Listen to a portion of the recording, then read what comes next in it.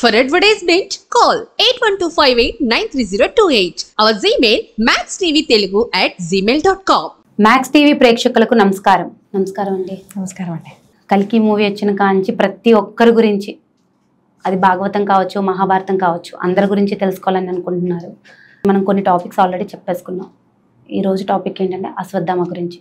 కర్ణుడి గురించి అయిపోయింది, అర్జునుడి గురించి అయింది, అశ్వత్థామ సప్త చిరంజీవుల్లో ఒక్కరు అని చెప్పారు. అశ్వత్థామ అంటే ఇప్పటికీ కూడా లిటరలీ ఇప్పటికి కూడా ఇంకా ఆయన జీవించి ఉన్నారని చెప్తున్నారు.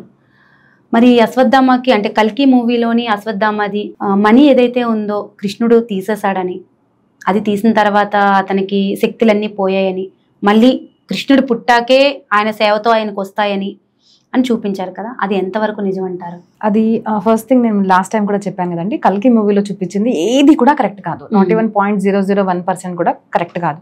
వాళ్ళు జస్ట్ పేర్లు మాత్రం వాడుకున్నారు. ఇప్పుడు ఏమంటే భైరవుడు కాశీనగరాన్ని రక్షిస్తాడు అన్నది అంతవరకు నిజం. తర్వాత సంబలా నగరంలో అక్కడ కృష్ణుడు కల్కి అవతారంగా పుడతాడు అన్నది నిజం.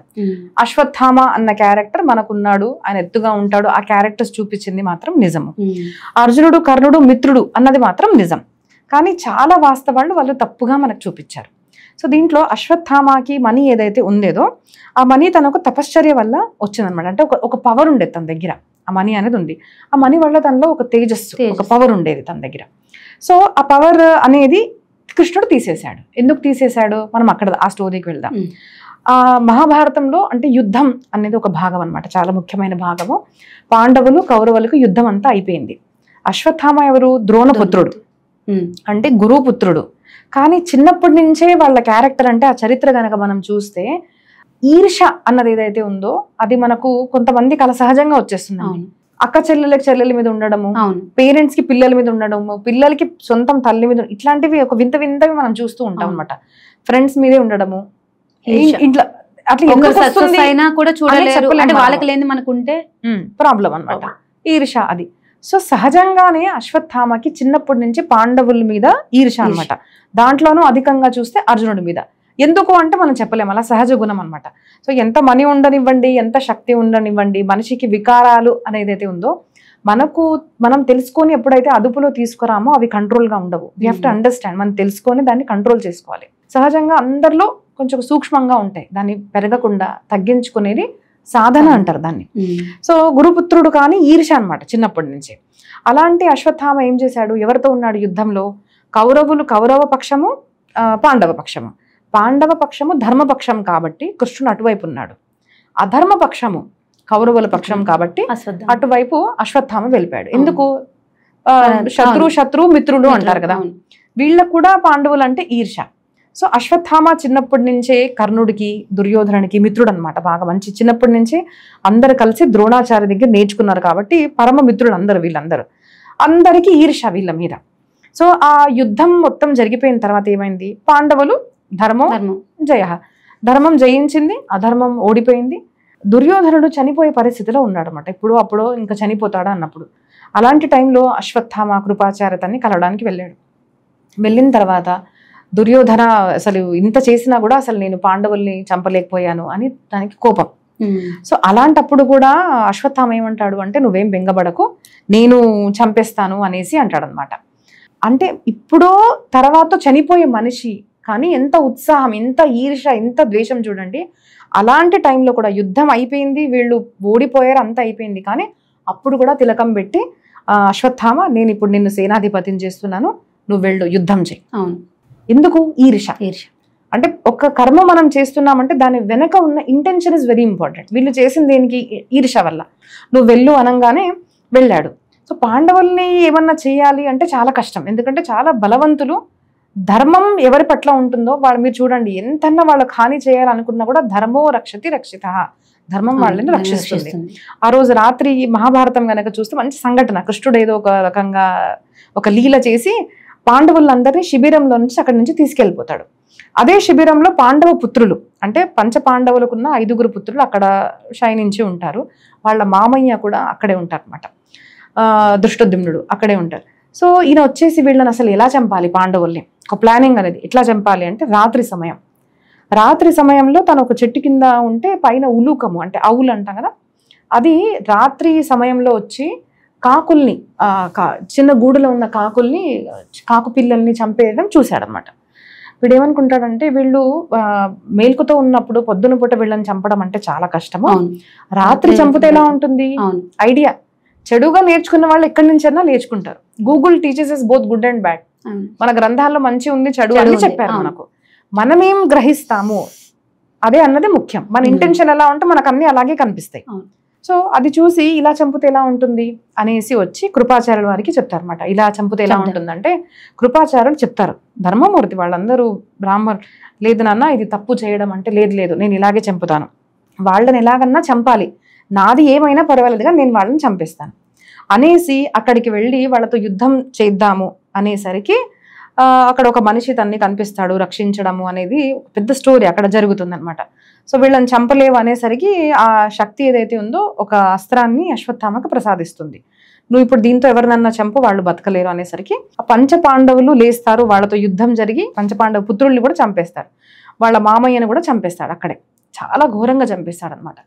సో ఇదంతా అయిపోయిన తర్వాత నీ ఈర్ష్య తగ్గాలి కదా, లేదు అరే పాండవ పుత్రుల్ని చంపేశానా, ఇలా కాదు, పాండవులు కాదు కదా వీళ్ళు, సో వాళ్ళ వంశం అనేది నిలబడకూడదు అనేసి ఒక అస్త్రము, బ్రహ్మాస్త్రం ఏదైతే వాళ్ళ తండ్రి గారు తనకి నేర్పిస్తారు, హాఫీ అనమాట. ఇలాగా పంపాలన్నది నేర్పిస్తారు కానీ ఎలాగా రిటర్న్ తీసుకోవాలన్నది నేర్పించలేదు.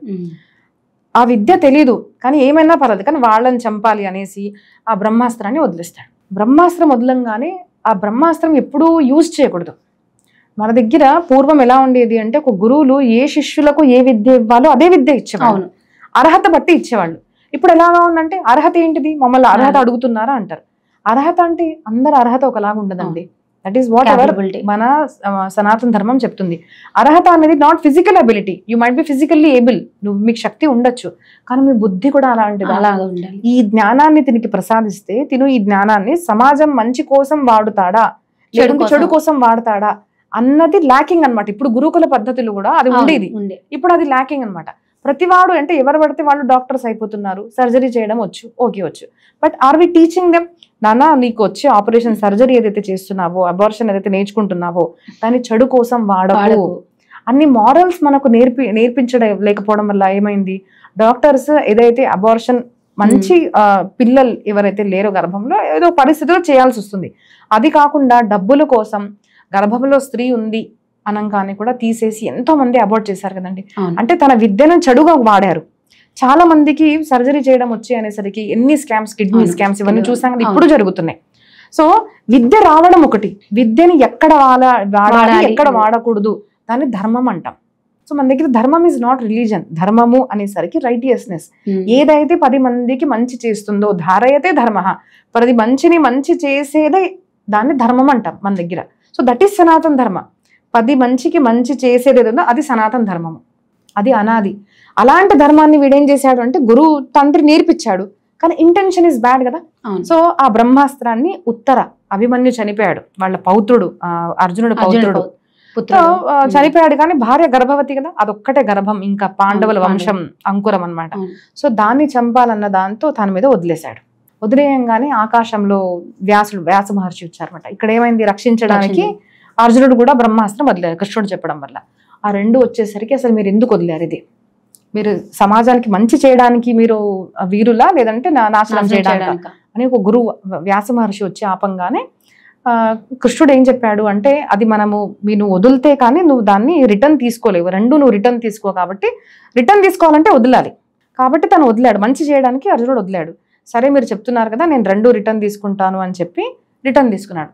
బట్ అశ్వత్థామ చేసిన తప్పును అక్కడ కూడా యాక్సెప్ట్ చేయట్లేదు, నేను తప్పు చేశాను అని ఈజ్ నాట్ యాక్సెప్టింగ్. తప్పు చేయడము ఒకటండి, టు ఎర్ర్ ఈజ్ హ్యూమన్, అందరం తప్పు చేస్తాం. తప్పు చేసిన తర్వాత నేను తప్పు చేశాను క్షమించండి అని ప్రతివాడు అడగలేడు. ఎందుకు అంటే చాలా మందికి అహంకారం అనేది అడ్డొస్తుంది. లేదు నేను వాళ్ళని ఎలాగన్నా చంపాలి కాబట్టి నేను వదిలాను అని అంటాడు అనమాట. అప్పుడు సరే ఇప్పుడు నువ్వు బ్రహ్మాస్త్రం వదిలేవు కదా, దాని అవమానం అనేది మనం చేయలేము. అది వెళ్ళింది ఆ గర్భంలో ఉన్న బిడ్డని మాత్రం చంపేసింది. ఎందుకంటే ఆ అస్త్రానికి ఉన్న శక్తిని మనము కాదు అని అన్నామంటే దానికి అపమానం జరుగుతుంది కాబట్టి చనిపోయాడు. బట్ దానికన్నా పెద్ద సత్తా పరమాత్మని ఉంటుంది కదా, చనిపోయిన బిడ్డవాడిని కూడా కృష్ణ పరమాత్మ గర్భంలోకి వెళ్ళి జీవితాన్ని ప్రసాదించాడు, ఆయన పుట్టాడు, ఆయన వంశం కూడా నడిచింది. అది పరమాత్మ కృప. కానీ వీడు మాత్రం చెడు ఉద్దేశంతో చేశాడు కదా. మన విద్య, మన జ్ఞానము, మనం ఏదన్నా చేస్తున్నా కూడా మన కర్మల్ని చెడు ఇంటెన్షన్తో మనం చేస్తున్నామంటే దాన్ని పాపం అంటారు. ఇతరులకు చెడు జరగాలి, అది చేస్తుంటే తప్పు. అది చేసేసరికి మరి తినకు పనిష్మెంట్ దొరకాలి కదా. తప్పు చేసేవాళ్ళు ఎవరన్నా గురుపుత్రులు ఉండండి, నేను చెప్పాను కదండి మరలా, మీరు ఎవరన్నా ఉండండి, ఎవరు పుట్టుక ఏ వంశంలో పుట్టారు, మీరు ఆడ మొగ పెద్దవారా చిన్నవారా అన్నది కాదు. You have done wrong, you will be punished అని సనాతన ధర్మం చెప్తుంది మనకు. అశ్వత్థామ ఇలా చేశాడు అని తెలియంగానే పొద్దున చూడంగానే ద్రౌపది తల్లి చూస్తుంది అనమాట. పంచపుత్రులు అంటే పాండవులతో కలిగిన పంచపుత్రులు కూడా చనిపోయారు. ఒక తల్లికి ఎంత బాధ అండి, ఆక్రోశ బాధ. ఇటువైపు ఏమో అందరు పాండవులు అందరూ వస్తారు, కృష్ణులు వస్తారు, తను ఏడుస్తూ ఉంటుంది. మరి ఎవరు చేశారు ఇదంటే అశ్వత్థామ అని తెలిసిపోతుంది అనమాట. చంపాలి కదా, మరి ఒక పనిష్మెంట్ ఇవ్వాలి. సో కృష్ణుడు అర్జునుడు వెళ్ళి అశ్వత్థామని తీసుకొని ముందు వస్తారు. ముందు రాగానే ఏమవుతుందంటే చంపాలా వద్దా ఇప్పుడు తినని అనగానే చాలా మంది భీముడు ఏమంటాడంటే వీళ్ళని ఇప్పుడే చంపేసేయండి అంటాడు. అర్జునుడు కూడా ఏమంటాడు, చంపేసేయండి. ధర్మరాజు ఏమంటాడు అంటే చంపకూడదు. సో ఒకరు ఎస్ అంటున్నారు, ఒకరు నో అంటున్నారు. సో ఇట్లాంటి కన్ఫ్యూజన్ ఉన్నప్పుడు మనం ఏం చేస్తాం, గురువుల దగ్గరికి పెద్దవాళ్ళ దగ్గరికి వెళ్తాం. కృష్ణుడి దగ్గరికి వెళ్ళి కృష్ణ ఏం చేయాలి అని చెప్పంగానే చంపాలి ఎందుకంటే తను తప్పు చేశాడు, కానీ చంపకూడదు ఎందుకంటే తను గురుపుత్రుడు అని అంటారన్నమాట. అయితే అందరికి అర్థం కాదు, కృష్ణుడు వంకరవాడు కదంటే అంత మాటలు అర్థం కాదు, సహజంగా అర్థం కావు. సో అదేంటి కృష్ణ చంపాలి అంటావు చంపకూడదు అంటావు, సో బీ క్లియర్ ఏం చెయ్యాలి అనగానే ప్రతి మనిషికి చావు అనేది ఇలా చంపుతేనే అనేది రాదు. ఒక బ్రాహ్మణుడికి అవమానం చేసాము అంటే అది తనకి మృత్యు, చావుతో సమానం. కాబట్టి ఈ భాగవతంలో ప్రథమ స్కందంలో వస్తుంది అనమాట. అదే అవమానమే తనకు మృత్యువు. కాబట్టి తన ఉన్న మణిని తీసేసుకో, తనకు ముండనం చేసేసి అనేసి ముండనం చేసి మొత్తం కేశం అంతా తీసేస్తారు. ఆ మణి తీసేసుకుంటారు, తన దగ్గర ఉన్న పవర్స్ తీసేసుకుంటారు. సో అకీర్తి అంటే చెడు పేరు వచ్చింది అంటే ఇంకా మనం బతికినా ఒకటే, చెడు చనిపోయినా ఒకటే. ఎందుకంటే పేరు చెడిపోయింది కదండి, ఇంకేంటి అసలు అదే చావు అనేది అడిపోయింది. సో కృష్ణుడు ఏం చేస్తాడు అంటే ఆ మనీ తీసేసుకుంటారు, ముండనం చేసేస్తారు అనమాట. So this is the punishment for అన్న తర్వాత కృష్ణుడు ఏం చెప్తాడు అంటే 3 వర్ష సహస్రాని 3000 years అంటే కలియుగం ప్రారంభమైన తర్వాత 3000 years వరకు నువ్వు అటు ఇటు తిరుగుతూ ఉంటావు, ఎవరితో మాట్లాడలేవు. క్లియర్గా చెప్పారన్నమాట. నువ్వు జనాల్లోకి వెళ్ళలేవు, ఎవరితో మాట్లాడలేవు, నీ శరీరం నుంచి మొత్తము పస్ అండ్ బ్లడ్ అనేది కారుతూ ఉంటుంది, నువ్వు బాధలతో ఉంటావు, ఎప్పుడు నీ బాడీ పెయిన్స్, ఎప్పుడు దీని రోగాలతో ఉంటావు, రోగయుక్తంగా ఉంటావు, ఎవరితో సహాయం తీసుకోలేవు, ఎవరికి కనపడవు, ఎవరితో మాట్లాడలేవు. ఇదంతా ఎప్పుడు దాకా 3000 years ఆఫ్ కలియుగం. సో ఇప్పుడు కృష్ణుడు స్వధామ గమనం జరిగి 5100 years అనేవి జరిగాయి అనమాట. సో ఇప్పుడు అశ్వత్థామ అన్నవారు లేరు. ఆ 3000 years వరకే తనకు అంటే సారీ ఆ శాపం అనేది లేదు, ఆ మణి అనేది తనకి మళ్ళీ దొరకడము ఇట్లాంటివన్నీ ఏమీ లేవు. 3000 years వరకే ఆయన అలాగా ఉన్నారు. చిరంగా బతుకుతాడు కాబట్టి ఆయన ఉన్నారు ఇప్పుడు, కానీ ఎవరికి కనిపించరు, ఎవరితో మాట్లాడలేరు అనమాట. కానీ ఆ శాపం అనేది అప్పుడే వెళ్ళిపోయింది. మళ్ళీ మనీ తనకు దొరికింది అన్నది కూడా అబద్ధం అనమాట. సో చెడు జరగడం వల్ల తనకి ఇలా జరిగింది. ఇప్పుడు లేడు, ఓన్లీ 3000 years దాకా తన పరిస్థితి ఎలా ఉంది, ఇప్పుడు లేదు అన్నది మనకు శాస్త్రం చెప్తుంది. ఓకే, మరి కల్కి అవతారంలో చూపించారు కదండి, మళ్ళీ కృష్ణుడు వస్తాడు, కృష్ణుడి కోసమే ఆయన సేవ చేస్తాడు, అదంతా కూడా అబద్ధం అండి. ఎక్కడ కూడా అసలు అవన్నీ ఇవ్వలేదు. అంటే ఆ మూవీలో కూడా వాళ్ళు చెప్పారు కల్పితం అనేసి, అది కూడా ఎక్కడ నిజం కాదు. తను ఉన్నాడు అన్నది నిజం, ఎందుకంటే చిరంజీవి కాబట్టి. చిరంజీవి అంటే కూడా ఎప్పటికీ ఉంటారు అన్నది కాదండి. వాళ్ళ ఆయుష్ ఏదైతే ఉందో మనకన్నా అధికంగా ఉంటుంది అంతే. బ్రహ్మ కూడా ఏ లోకిసా బ్రహ్మహి మరక అని జ్ఞానేశ్వరులో చెప్తారనమాట. బ్రహ్మదేవుడికి కూడా ఆయుష్ ఒక సీమితంగా ఉంటుంది. దేవతలు ఇంద్ర చంద్ర ఇవన్నీ పోస్ట్స్. యాక్చువల్లీ చాలా మందికి దేవతలు అంటే కూడా తెలియదు అనమాట. దేవతలు అంటే ఏదో ఊహించుకుంటారు, దేవత అంటే సూర్య చంద్ర ఇంద్ర ఇవన్నీ పోస్ట్స్ అనమాట. లైక్ పిఎం ఎమ్మెల్యే గారు అంటున్నాను అనుకోండి ఒక మనిషిని తీసుకొని. ఇప్పుడు ఈ రోజు ఉన్న ఎమ్మెల్యే 5 years తర్వాత ఉండకపోవచ్చు, బట్ నేను అప్పుడు కూడా ఎమ్మెల్యే గారు అంటాను ఆ పోస్ట్ ని. సో సేమ్ ఇంద్ర చంద్ర అన్నది సప్త ఋషులు కూడా కాలాంతరంలో మారుతూ ఉంటారు అని మన శాస్త్రాలు మనకు చెప్తున్నాయి అనమాట. సో వాళ్ళు హెల్ప్ చేయడానికి రావడము, మళ్ళీ నువ్వు వస్తావు అన్నది కూడా అబద్ధం. అంటే మరి కృష్ణుడు వస్తాడా? కృష్ణుడు వస్తాడు, ఎందుకంటే ప్రతి యుగ యదా యదా హి ధర్మస్య గ్లానిర్భవతి భారత అభ్యుత్థానం అధర్మస్య తదాత్మానం సృజామ్యహం. ఎప్పుడెప్పుడైతే పాపం అనేది పెరుగుతుందో నేను ఆ ధర్మరక్షణ కోసం మళ్ళీ ప్రతి యుగంలో వస్తాను అని కృష్ణుడు చెప్పాడు. ప్రతి యుగంలో ఏదో ఒక అవతారం ఉంటుంది.